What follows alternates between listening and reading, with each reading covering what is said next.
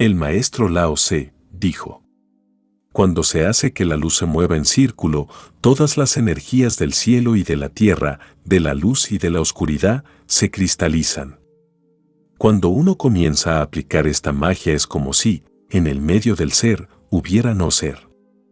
Cuando en el transcurso del tiempo el trabajo se completa y hay un cuerpo más allá del cuerpo, es como si, en el medio del no ser, hubiera ser. Solo tras el trabajo concentrado de 100 días será genuina la luz, solo entonces se convertirá en espíritu del fuego.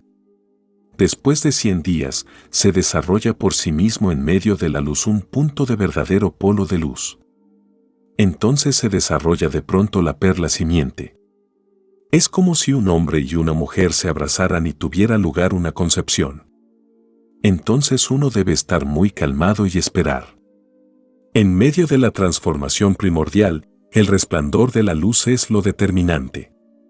En el mundo físico está el sol, en el hombre, el ojo. Esta energía se dirige hacia afuera, fluye hacia abajo. Por tanto, el camino de la flor dorada depende enteramente del método de fluir hacia atrás. La circulación de la luz no es solo una fantasía. Concentrando los pensamientos, uno puede volar. Concentrando los deseos, uno cae. Cuando un discípulo se ocupa poco de sus pensamientos y mucho de sus deseos, entra en el camino de la sumersión. Solo mediante la contemplación y la quietud surge la verdadera intuición, para eso es necesario el método de fluir hacia atrás. Hacer girar la llave. Le preguntaron a un gran maestro, ¿qué es el Buda? La mente es el Buda, contestó. Cuando el mismo discípulo volvió a hacerle la misma pregunta muchos años después, dijo, no Buda, no mente. Entonces, ¿por qué dijiste anteriormente, la mente es el Buda? Para que el bebé deje de llorar. Una vez que el bebé ha dejado de llorar, digo, no mente, no Buda. La filosofía es solo un juguete para que el bebé deje de llorar. Y también la teología. En realidad, la religión se constituye de experiencia, de experimentación, no tiene nada que ver con la especulación. En su esencia natural es la ciencia de lo interno, es tan científica como cualquier otra ciencia. La diferencia entre la religión y la ciencia no es su metodología, sino solo su objeto. La ciencia observa el mundo objetivo en el que fluye nuestra energía, en el que fluye nuestra luz. La religión investiga lo subjetivo, donde nuestra luz no está fluyendo pero se puede hacer que fluya. Por eso la ciencia es más fácil que la religión. No pienses ni un solo momento que la religión es más simple que la ciencia. Es una ciencia más elevada, ¿cómo va a ser más simple que la ciencia? Es una ciencia superior. Primero la luz tiene que fluir hacia adentro, entonces cae en tu ser, entonces se revela tu ser y puedes entrar en tu ser. Y entrar en el propio ser es entrar en el reino de Dios. Ahí, tú no existes y existe Dios, tú solo existes en la sombra. Cuando la luz fluye hacia afuera, existes solo en la sombra. Existes porque permaneces inconsciente de tu verdadero ser. Tu verdadero ser es el Ser Supremo. Tu verdadero ser es un ser con S mayúscula. No tiene nada que ver contigo, es el ser de todo. Pero para eso tiene que tener lugar una gran transformación. La naturaleza te ha preparado para el flujo hacia afuera. La función de la naturaleza ha terminado.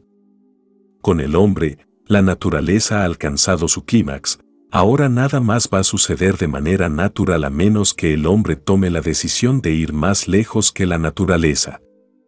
La naturaleza te ha llevado al punto desde el que eres capaz de valerte por ti mismo. El hombre ya no es un niño, el hombre se ha hecho adulto. Ahora la naturaleza ya no será tu madre, no es necesario. La evolución natural se ha detenido con el hombre. Esto es un hecho. Incluso los científicos están tomando cada vez más conciencia de ello. Durante miles de años nada le ha sucedido al hombre, el hombre ha permanecido igual, como si el trabajo de la naturaleza estuviera hecho. Ahora el hombre tiene que hacerse cargo del futuro desarrollo. Eso es la religión. Religión significa que el hombre empieza a valerse por sí mismo, se vuelve el responsable de su propio ser, empieza a buscar y a indagar y a inquirir la realidad, ¿quién soy? Y esto no debería ser solo por curiosidad. La filosofía es por curiosidad. La religión es una búsqueda muy sincera, muy auténtica, es una investigación. Y hay una gran diferencia entre curiosidad e investigación. La curiosidad es infantil, tan solo un niño con picor en la cabeza, quisieras rascarte y luego te sientes satisfecho. La filosofía es ese rascarse, la religión es una cuestión de vida y muerte. En la filosofía nunca te implicas, permaneces distanciado.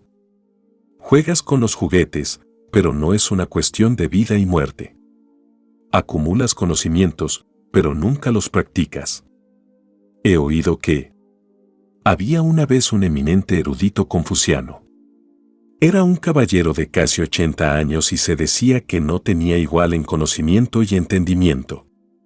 Entonces corrió el rumor de que muy lejos de allí había surgido una nueva doctrina que era aún más profunda que su conocimiento. Al anciano caballero esto le pareció intolerable y decidió que había que zanjar la cuestión de una manera u otra. A pesar de su edad, emprendió un largo viaje. Tras meses de penalidades en el camino, llegó a su destino, se presentó y refirió el propósito de su visita. Su anfitrión, que era un maestro de la nueva escuela Zen, se limitó a citar: evitar hacer el mal, hacer todo el bien posible, esta es la enseñanza de los Budas.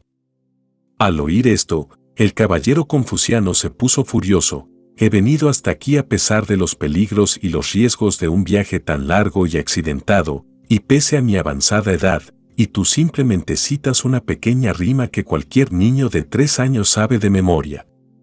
¿Te estás burlando de mí? Pero el maestro Zen contestó: no me estoy burlando de usted, señor.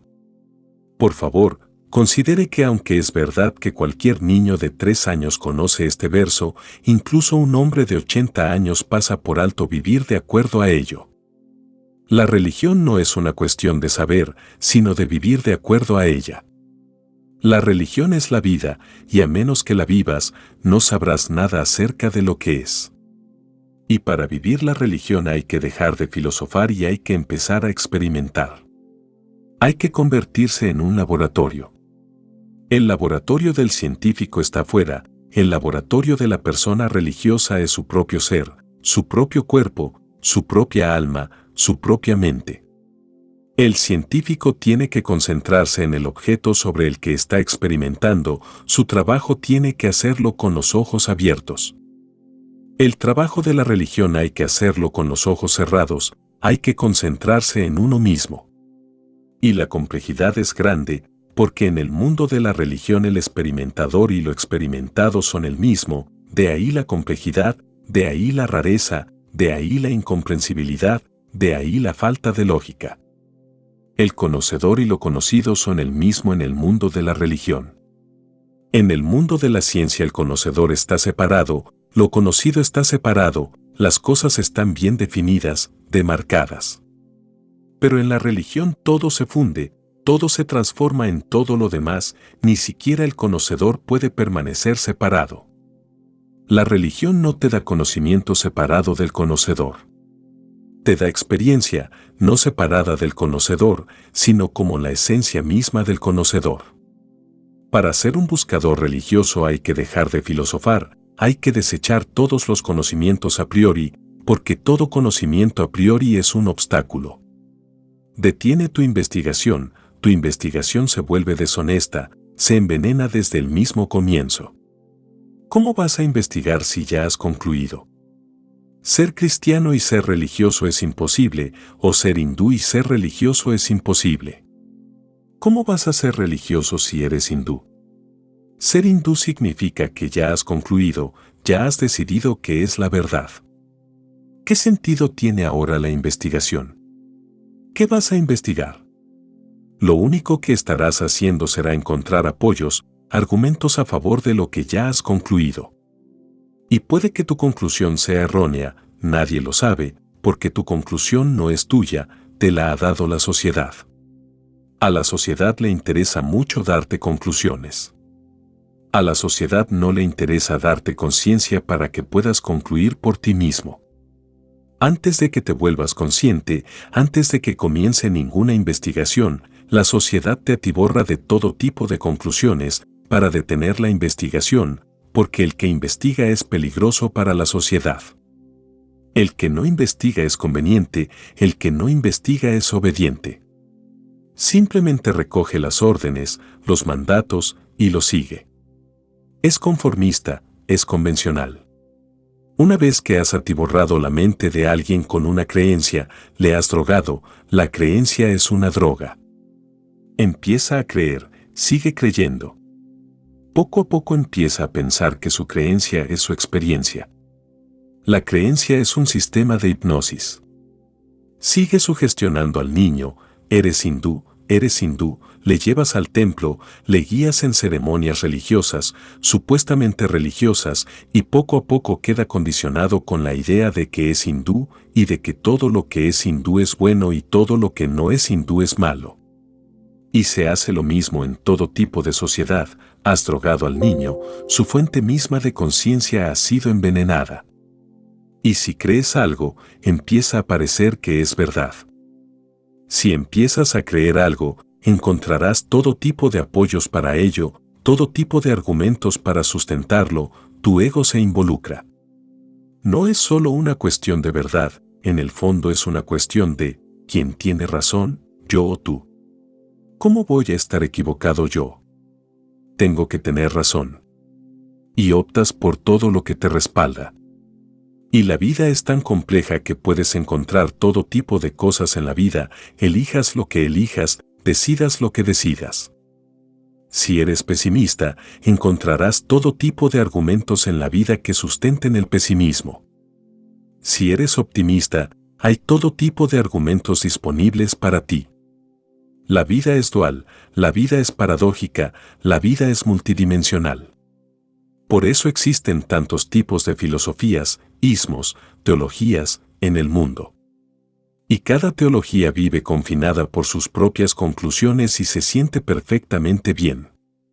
Solo en esta era les está resultando un poco difícil a los creyentes y esto es una gran bendición, porque han tomado conciencia también de otros creyentes. Ahora el hindú no está tan complacido de sí mismo, no puede estarlo, sabe que hay cristianos.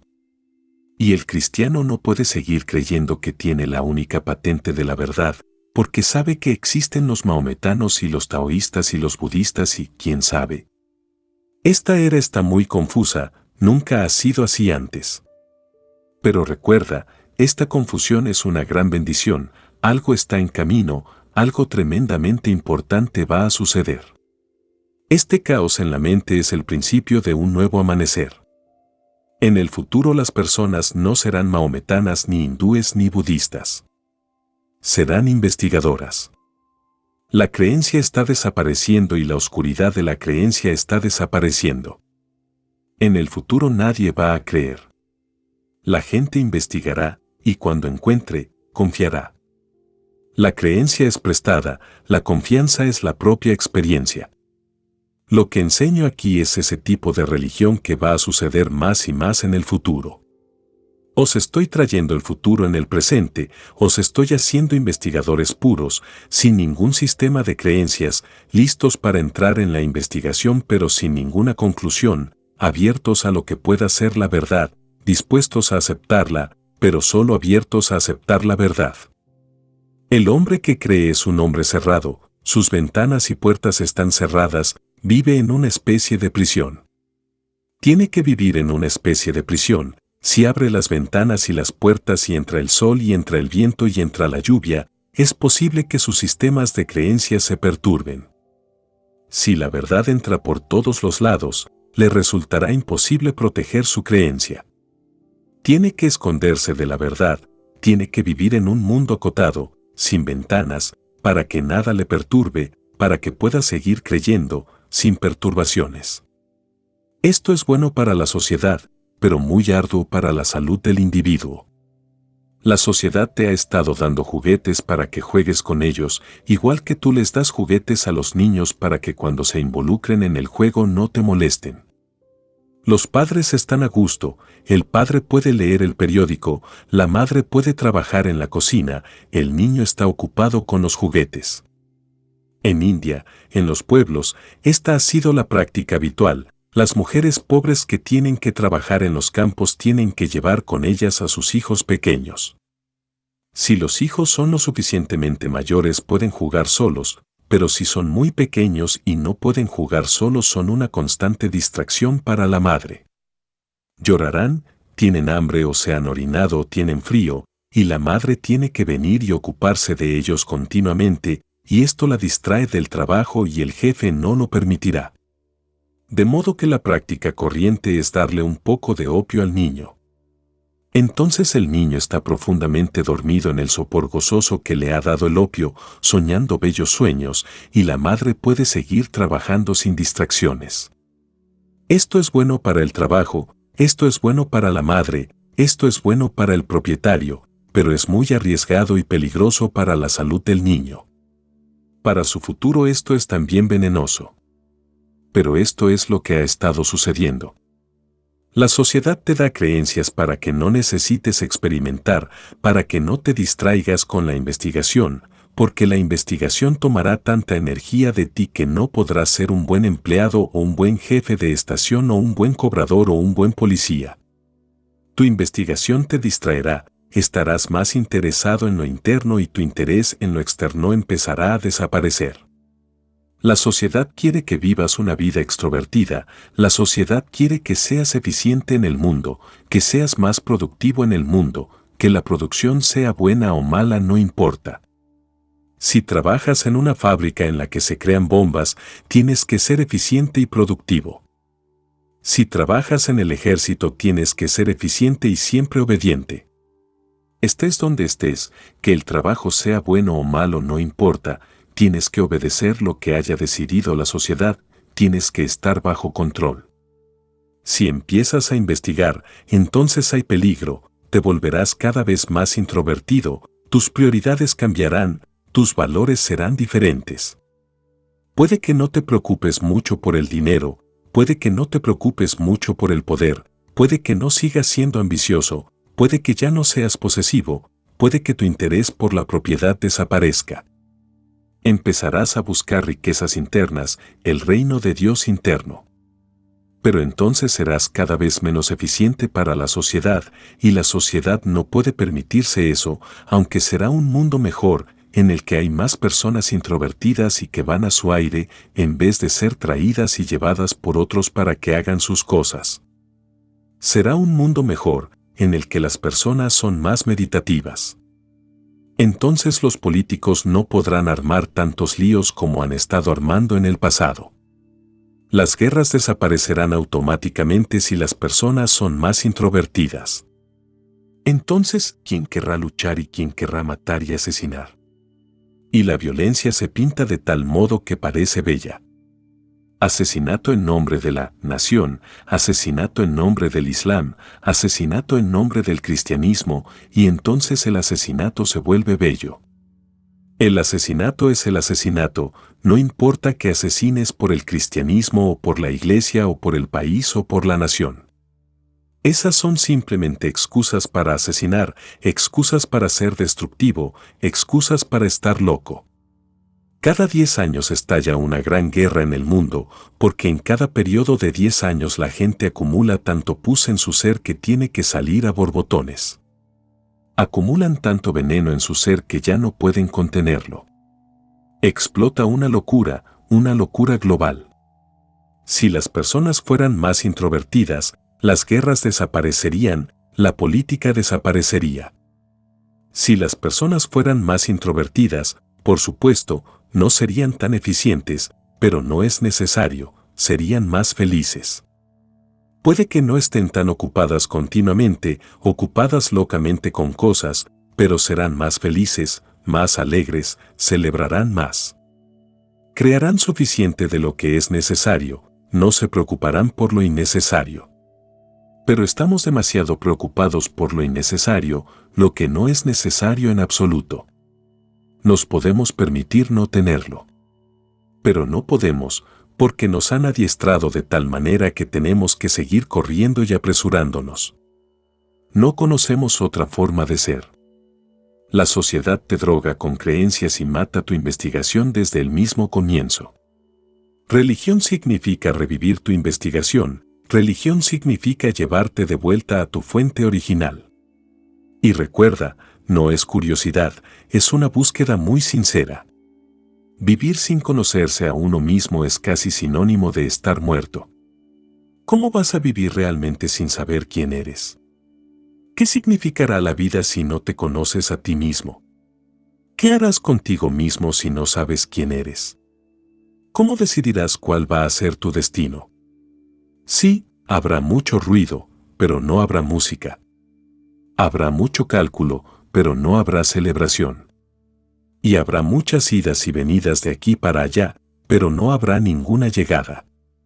Entre el nacimiento y la muerte vivirás en una especie de tensión constante, pero no conocerás la belleza, la bendición de la vida y la existencia, porque ni siquiera pudiste conocer la belleza y la bendición de tu ser interno, que es lo más cercano que se puede conocer, lo primero que hay que conocer. El primer paso hacia la vida es el del autoconocimiento. No puede ser solo curiosidad. Hay demasiadas personas que preguntan por curiosidad, pero la curiosidad nunca puede transformar tu vida, de nuevo, es solo una comezón que puede satisfacerse muy fácilmente. Había una vez un posadero que, aunque parezca extraño, era incapaz de ganarse la vida. Nada de lo que intentaba surtía efecto. Intentó imponer en su casa una gestión totalmente nueva, pero eso también fue en vano. Desesperado, consultó a una mujer sabia. Es muy sencillo, le dijo ella mientras se embolsaba la tarifa. Debe cambiar el nombre de su posada. Pero ha sido el león dorado durante siglos, replicó él. Debe cambiar el nombre, dijo ella. Debe llamarla las 8 campanas y el letrero debe tener una hilera de 7 campanas. 7, dijo él. Pero eso es absurdo. ¿De qué servirá eso? Vaya a casa y lo verá, le dijo la mujer sabia. De manera que se fue a casa e hizo lo que le había dicho. E inmediatamente todo viajero que pasaba por allí se paraba a contar las campanas y luego se apresuraba a entrar en la posada a hacer ver el error, cada uno de ellos, según parece, creyendo que era el único que se había dado cuenta de ello, y todos deseando descansar después de su esfuerzo. Y el posadero engordó e hizo fortuna. Así es la gente. La posada se llama las 8 campanas y el símbolo tiene solo 7 campanas, suficiente para despertar la curiosidad de la gente, suficiente para mantenerla ocupada. Pero este tipo de curiosidad no te va a llevar a ninguna parte. La gente pregunta acerca de Dios, la gente pregunta acerca de la verdad, pero se puede ver en sus ojos, en la manera en que preguntan, que no hablan en serio. Igual que la gente habla del tiempo, la gente habla también de Dios, es conversación educada. Nadie parece estar implicado, nadie parece estar buscando apasionadamente. Y a menos que tu búsqueda contenga una gran pasión, un tremendo compromiso, una absoluta implicación, no serás capaz de conocer los secretos de tu ser, porque habrá que trabajar mucho. La persona curiosa no puede trabajar tanto. La curiosidad no es suficiente para llevarte lejos, su energía es muy pequeña, muy diminuta. Solo una pasión sincera por saber puede llevarte a través de todas las dificultades que serán necesarias. Es una tarea escarpada. De modo que lo primero para comprender el secreto de la flor dorada es no ser filosófico, no estar drogado por la sociedad, no creer y tampoco descreer. Recuerda, cuando digo no creas, no estoy diciendo que deberías descreer, descreer es otra forma de creer, una forma negativa.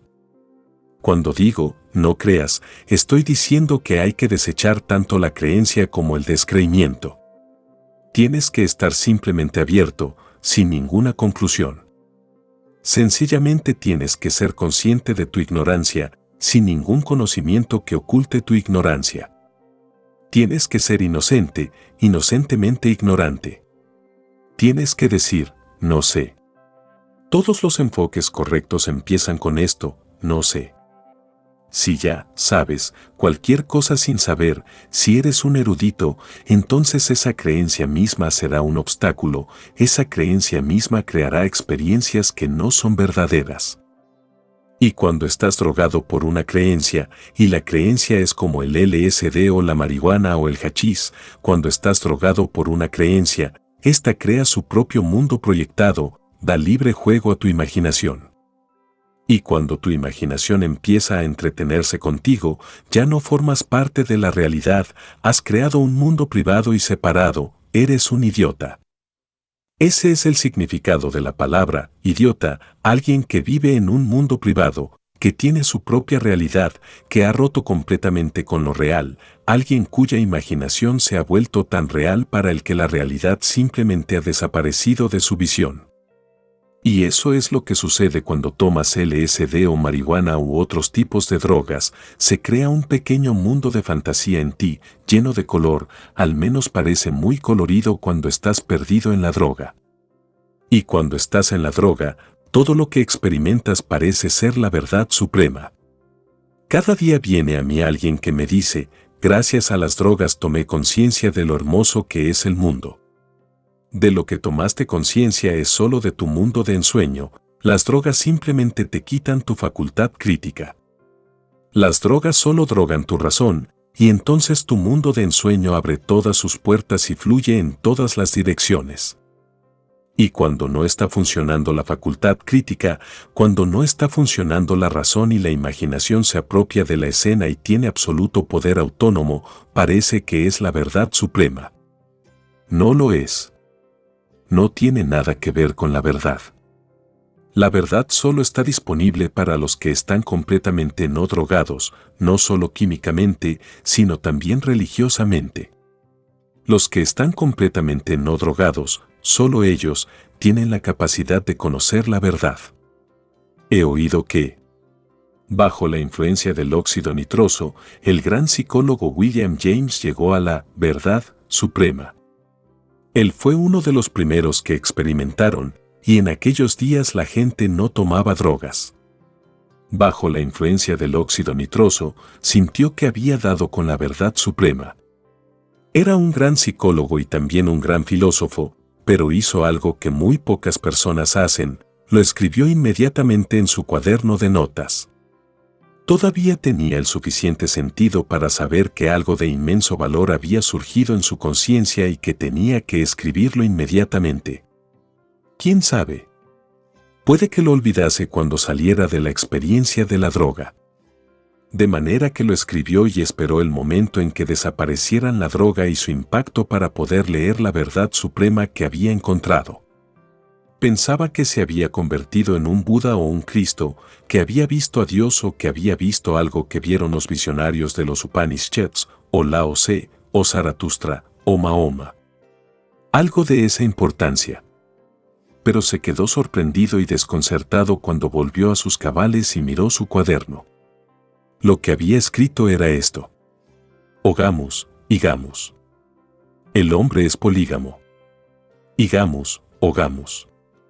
La mujer es monógama. Esta era la verdad suprema que había encontrado.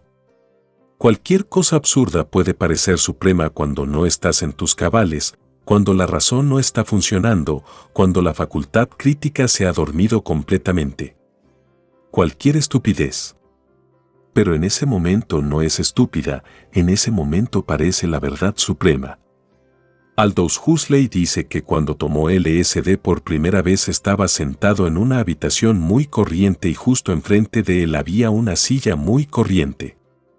Cuando el LSD empezó a surtir efecto en su sistema, en su química, la silla empezó a parecer tan hermosa que no podía dar crédito a sus ojos, nunca había visto algo tan bello en su vida. Era luminosa, la luz irradiaba de la silla en todas las direcciones, multicolor, psicodélica. La silla es la misma silla, solo tu imaginación está creando todo el juego. Es solo que el LSD te ha vuelto loco. He eliminado cualquier posibilidad de ser crítico. Por eso digo que la creencia está en contra de la duda, pero la confianza no está en contra de la duda.